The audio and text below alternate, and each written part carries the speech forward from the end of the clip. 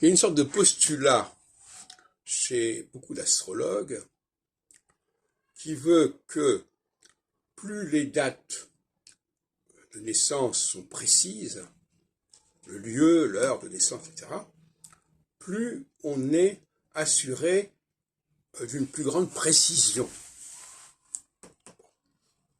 Alors, je vous dis tout de suite que je ne crois pas du tout à cette conception des choses.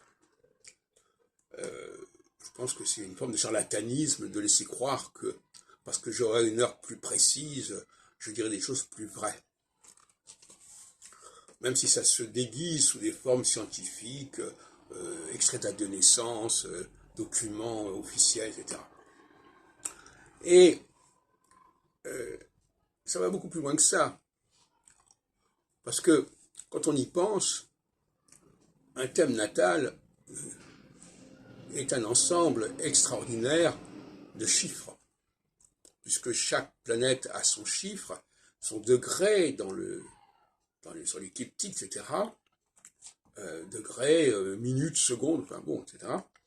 Et puis, il y a aussi le calcul des maisons, etc. Enfin, bref, tout ça est extrêmement chiffré. Et là aussi, on a l'illusion que plus c'est chiffré, plus c'est rigoureux, plus c'est juste. Et ça va très loin, puisqu'on a aussi la synastrie, c'est-à-dire la comparaison de thèmes. Voilà, vous avez votre Mars à tel degré qui correspond à la Vénus de votre partenaire à tel degré en aspect ou en conjonction, etc. Les aspects aussi sont évidemment marqués par la nécessité du chiffre.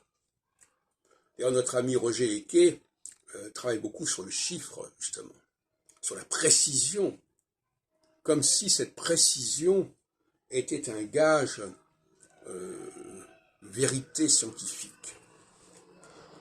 Et de la même manière, le recours à l'astronomie, qui